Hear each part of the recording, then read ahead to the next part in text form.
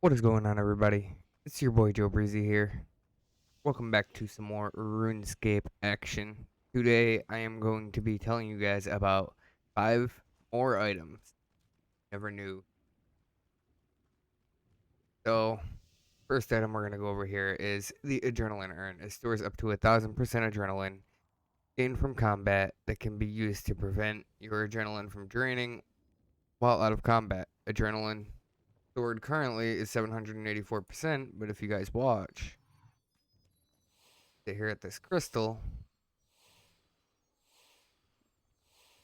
and I'm still feeling. I hit 100% adrenaline, and it just keeps going, and it keeps going. And if I hover over this, boom, 934. It also shows it right in the left over here. So I just hit 1000%. Now, the beauty of it, and I'm sure that some people do know about this item, but I did not know about it until I examined someone who had it, and I was like, I need to get that. It was originally released in a Halloween event, but you can now get it from Calgarian Demons. It's about 1 in 1,000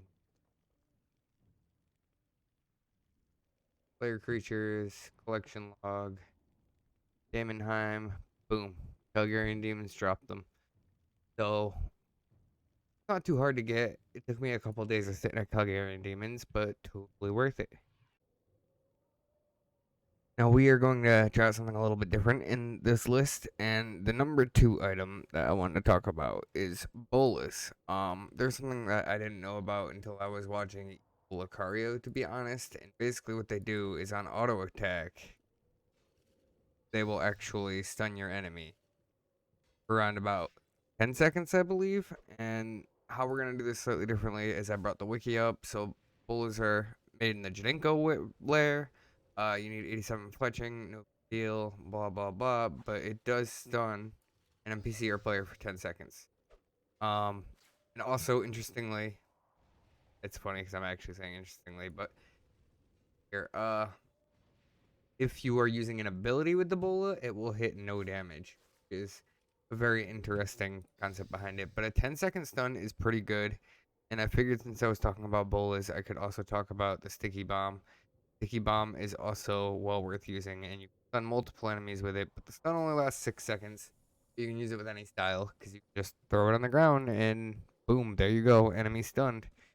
And that is definitely a very nice thing, especially in Elite Dungeons 2, when you're dealing with the slimes that are going to multiply if they touch you. You can just, boom, throw a sticky bomb, everything gets frozen, you kill them all. You need to, you can throw a second one. It has saved me a lot of health and a lot of eating a lot of times, so definitely something that is worth looking into. And the number 3 item you guys never knew that you needed in RuneScape is going to have to be the potion reservoir. So this potion reservoir is actually really great for when you're AFKing or doing something chill. Actually, I believe it was Micro who put out a guide for AFK Corporal Beast, and this was a big component of it. You really need to stay overloaded at Corp. It's important. It helps a lot. One downside, come up to the wiki, is that it uses it 1 to 15 seconds before your potion's effect would expire, so you might lose a tiny bit of your timer, but that's no big deal.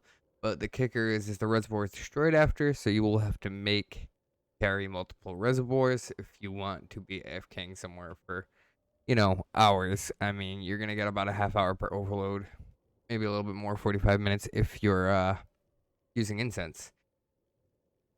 But overall, it is a really great quality of life item. I can even put my Supreme my Elder Overload salves, 6 doses in it, and it's pretty solid, but you can't top it off, and once it's used, it's destroyed, that's it. You have to go make another or bust out a new one.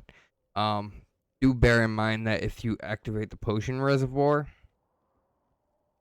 and then you switch it off and then you activate it again, you will drink 2 doses regardless of whether you have 5 minutes left in that overload or none. It will always drink another sip of your potion. But it is definitely a very nice quality of life. Alright, guys, and the number 4 item that we are going to talk about is the calorie bomb. Now, you can put different types of fish in it, but if you're going to be doing this, you might as well use sailfish because you're going to be putting the time in and using the components to make it. And once you use it, it's gone. You have to make another. So you fill it up with sailfish, and it can heal up to 4 other players within 2 squares. And it has a base healing of 2,880 life points. Um, It's actually the highest healing food in the game, pretty much ish. Debatable. I think it's split up between the players, but it is a very nice quality of life item. It is worth noting that it will heal monsters if they are inside of it. Um, that's something that kind of rough about it, but it's all right. I'm gonna go ahead. Whoops, didn't mean to sip that. I'm gonna go ahead and drink this. Hurt myself a little bit. I'll drop one just for example's sake. But it is a pretty nice item. There aren't too many like team healing items in RuneScape. But look at that, 1 minute. Deployed calorie bomb, and it's gonna just heal me right up, no problem. And it's actually pretty decent heals. I mean, it's not something that's very practical for use, but it is something that can come in handy, especially if you're doing a group boss that you're very new at. It's some extra heals that you wouldn't have had otherwise, and it doesn't use your adrenaline to heal. So it is fairly nice. Now, the fifth and final item that you never knew you needed in RuneScape 3 is one of my all-time favorites. It is the Blessed Flask. I'm sure you guys may have seen it before or heard about it. It has a lot of high-level requirements, but it holds um, extreme prayer potions. It holds up to 80 doses, which is actually insane. You just use the potion on it, boom, fills it right up. For up to 80, and you can drink all 80 doses out of that one slot in your inventory. It very much saves a lot of inventory space for prayer pots if you're going to be at something for a while, or it's just really a nice backup to have. I mean, usually I'll use spiritual prayer pots so I can renew my summoning special bar also, but it is still very nice to have this on backup always in your inventory just in case. You never know what could happen, and it is a very, very nice item. But the requirements are very, very high. You need 118 herblore, 96 crafting. Um, you need all these different various items here. Now, some of them are really easy to get, like obviously holy elixir, holy water is easy, light core is not too bad. Holy overload potion, dream prayer, no big deal. Positive energy, that takes a little bit, but it's not bad. When here, this isn't too bad. You need a glorious bar, nothing crazy. But the part that is really crazy is making this. So this blessed molten glass, where is it? Should be in here somewhere. The blessed molten glass needs red sandstone and fleckled sandstone. So it's 3 each.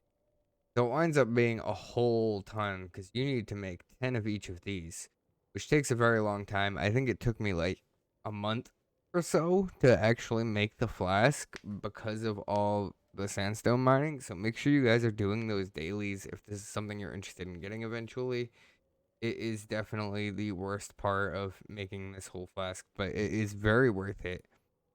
One of my favorite items in the game, to be completely honest. So I hope you guys enjoyed the video. I think I'm gonna be starting to do some other videos about some of the most useless items in RuneScape. So I will catch you guys in the next video. Peace.